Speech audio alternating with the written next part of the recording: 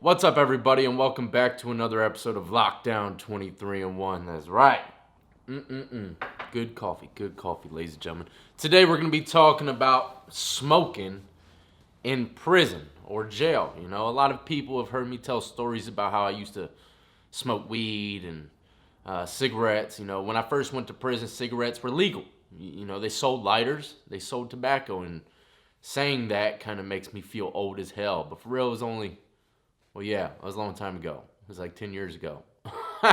I'm getting old, man. Shit. But anyways, yeah, when I first went into prison, there was smoking in there, okay? Cigarettes, and they sold lighters. They sold roll-ups, you know, like a big bag of loose tobacco, and you could roll up. They even had little rolling machines where you could make your own cigarettes. They sold packs, Marlboros, Newports, cheaper stuff, you know, the cheaper cigarette brands. But jails, they didn't have cigarettes or anything like that. And now in jails, you know, they got the e-cigs, and a lot of prisons as well, they got the e-cigs, so that's helping a lot of individuals that smoke out. And it's also making a killing for the system. They are making a killing off of these e-cigs. I don't even know the exact prices, but I know it's at least triple than what it is on the streets. I could be wrong, though. I could be wrong. But check it out. One thing's for sure, weed was never legal in prison. It was, or jail, or, you know... It still ain't legal even in the state of Virginia, but we still smoked it. It was in there like clockwork, all right? Some of my best memories in my first time going to prison was smoking weed. And some of my scarier moments were as well, because it gets a little, you know, getting used to smoking weed, getting high in prison, especially if you haven't smoked in a long time. You get in prison and you start, you know, you get high and then you're like, damn, you know, you really realize you're in the penitentiary surrounded by rapists, killers, whatever the case is. And I don't know if you know, but a lot of individuals have, you know, that haven't smoked weed before, and then they smoke it. You look at things from a different, you know, standpoint. Okay, you kind of look deeper into things. When you listen to music, you listen to the lyrics and everything a little bit deeper. Now, for the individuals that smoke weed every day, I mean, it's like, it's just normalities to them. I remember I was smoking all day, every day. I mean, I just felt like it was my normal self.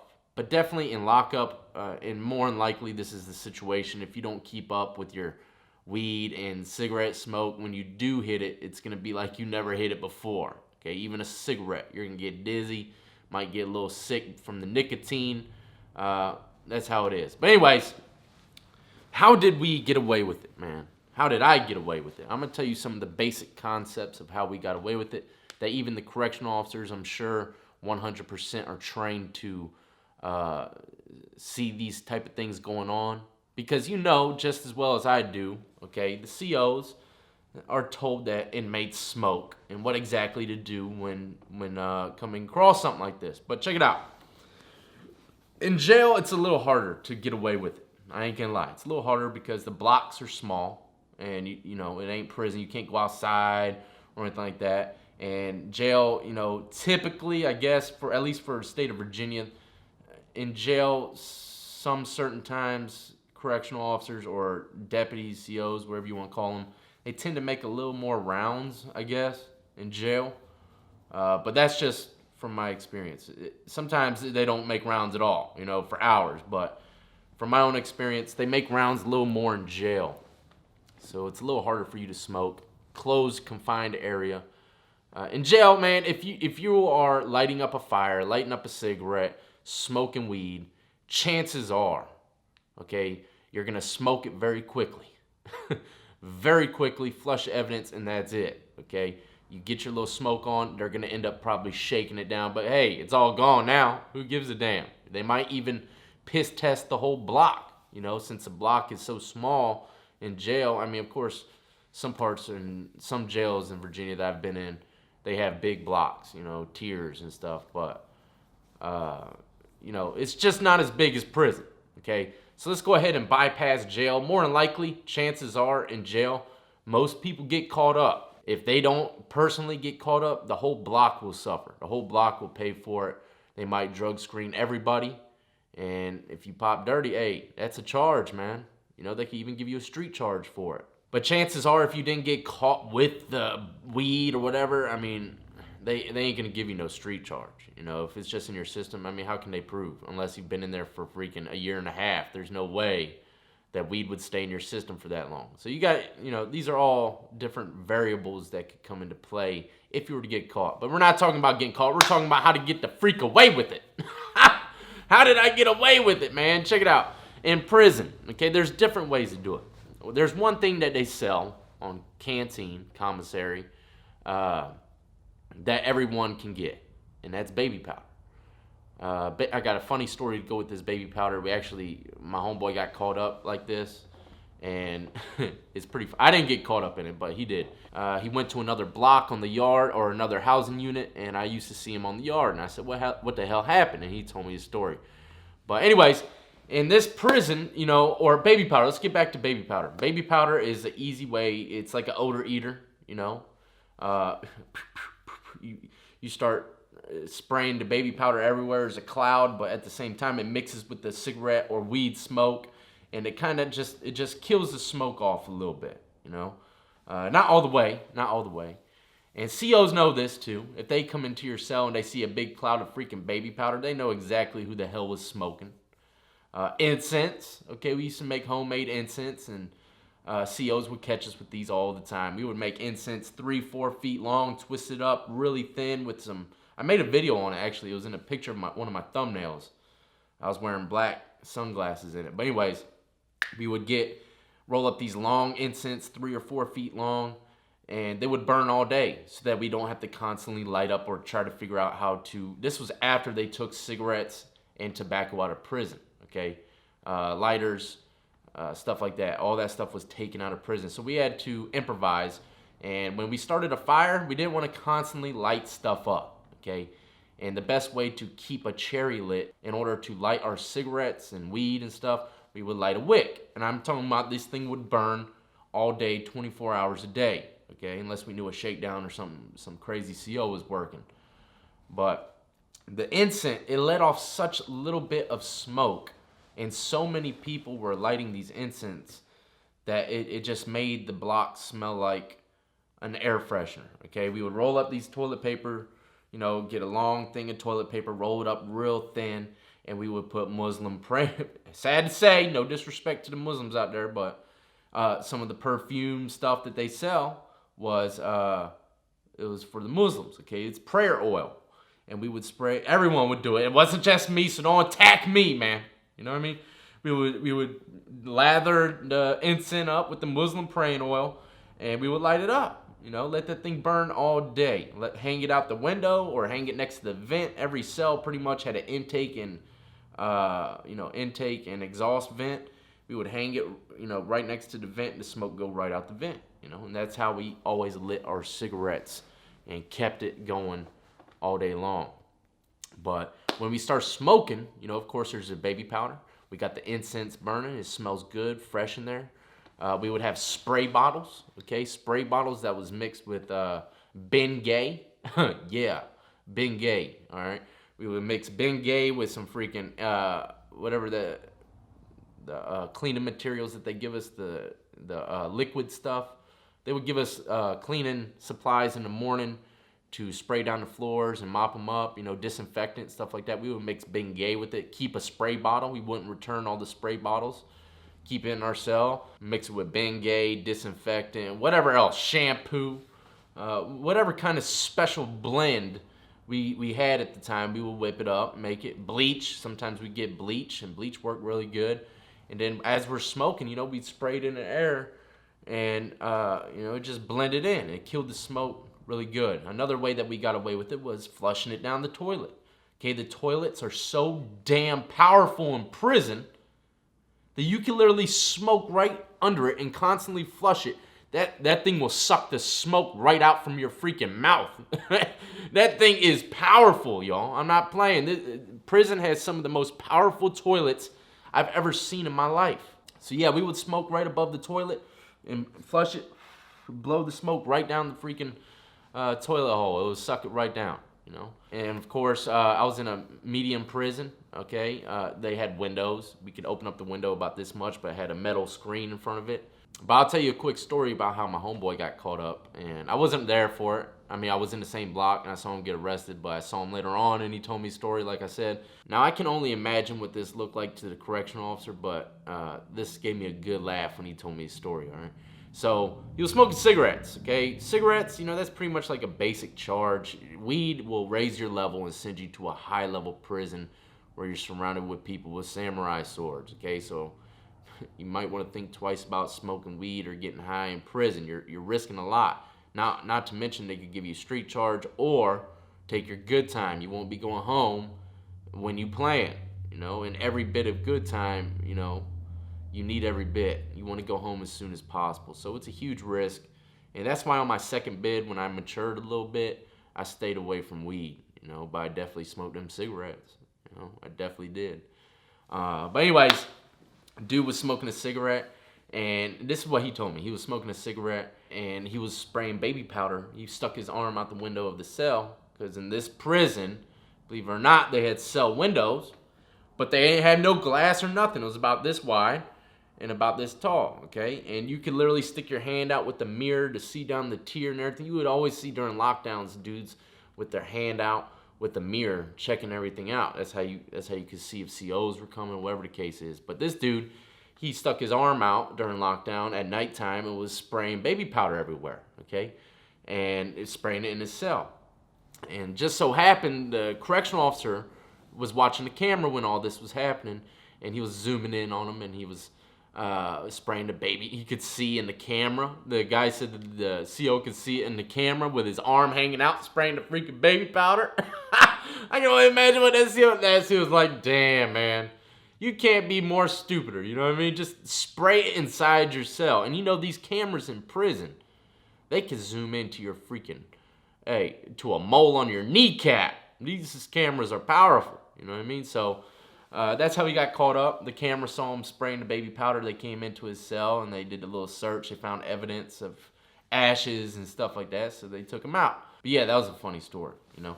Another crazy story, I'll never forget this, and you know, there's a lot of dirty COs in prison, okay, ladies and gentlemen, a lot. At least in the prisons I've seen, I'm talking about filthy, dirty COs that made news coverage. Some of the prisons I was in, they made it to news, indictments, all kinds of crazy stuff.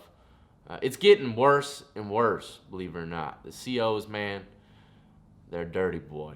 And I don't mind it. I don't mind it not one bit. I'll never forget, there was a bunch of people smoking weed because a bunch of weed came in, and there was like 3 or 4 people that was smoking weed in this pod. Okay, I was in a 2-tier pod, very spacious.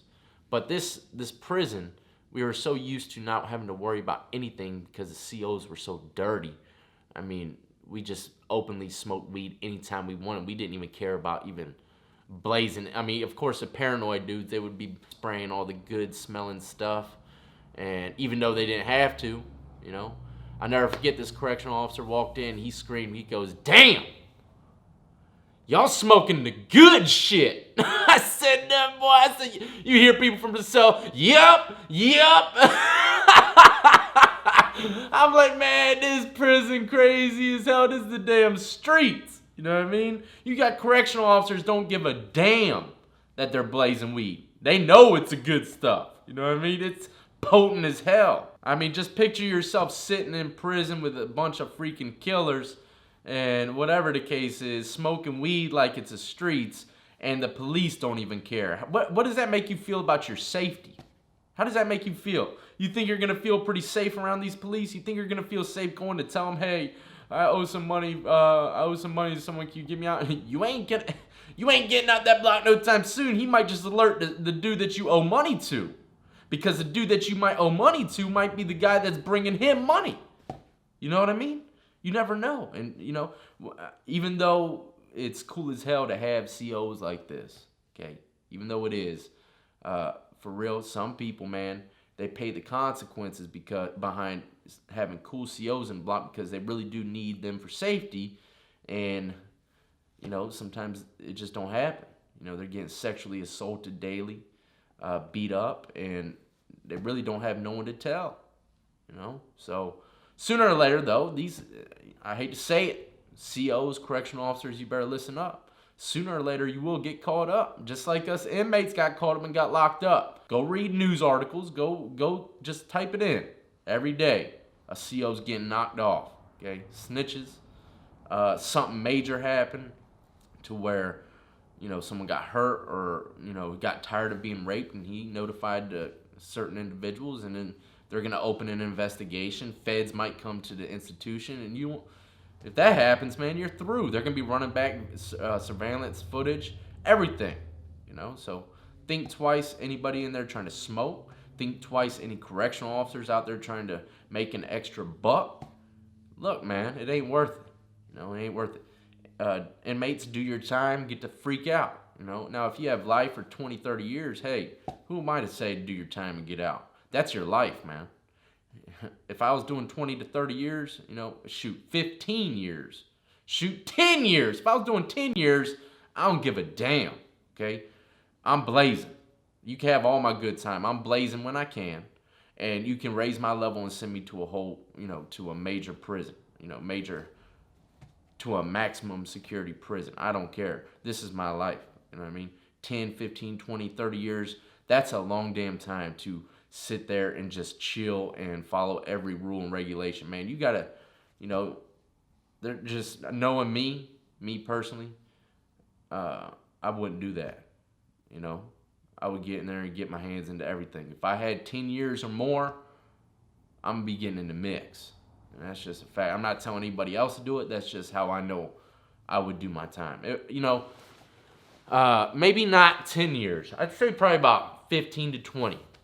Because if I got 20 years, I wouldn't be expecting my wife to be holding me down. I wouldn't want nobody to hold me down. If I had 20 years, I would completely cut off everyone except for my kids. I would call home, talk to my kids, write them letters, consistently.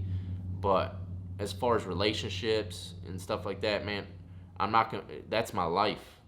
And worrying about the streets is the last thing I want to think of when I'm doing a 20-year bid. So it's hard to explain. Maybe I'll make a video on that, how your mindset changes based upon how much time you get, But anyways, there's a lot of different ways, a lot of other ways that I know how to hide cigarette or weed smoke. But guess what? I ain't telling you. There's some ways that I know for a fact y'all COs don't know how we get down. I'll tell you a little bit, because these are simple things that any correctional officer that has done a little bit of time in the prison know, okay? And they tell them all this stuff, how to spot cigarette smoke, what to do during cigarette smoke, how to do proper shakedowns if you think something like that's happening. Trust me, these are simple, basic concepts. But I'll tell you what, there's different ways. There's different ways to handle different situations. And some situations I can never talk about on the camera. I apologize. Like hiding cell phones, secret hiding spots. Man, I can't tell you where people hide cell phones. I'll tell you what, though. It's absolutely amazing where people hide cell phones, and it ain't up their butt. I'll tell you what. I'm talking about it's in plain. I'm not gonna say anymore. It's crazy where inmates can hide stuff in cells. Okay. I've seen one guy, this dude kept tipping off, some snitch in the block kept tipping off the COs that this dude had cell phones. And he damn sure did. Everyone knew he did. And these COs probably came in at least 5 to 6 times in 1 month shaking this dude's cell down, okay? And they could never find anything. Sometimes, man, some secrets you'll never know. You'll never know. But anyways, I appreciate y'all joining me today. Do not forget to check out the links in the description of the video. Add me up on Twitch, Twitter, Instagram. Stay tuned. I got a lot of interviews already compiled together for my trip this weekend, so y'all have consistent content coming your way. Go check out my clothing line on Teespring. Go check out my artwork on Etsy. Go check out my other channel, 23 and Fun, with all the behind the scenes. You're going to see all the hotels, casinos, behind the scenes people I meet in Jersey and New York. I'm telling you, that's your spot for all the vlogs. If you want vlogs and good, healthy entertainment and uplifting, inspirational stuff, go to my channel, 23 and Fun. That's where you'll get it. But anyways, y'all be easy, be safe, And like I said before, man, I strongly recommend nobody smoke. You know, nobody smoke in prison, especially weed, stuff like that.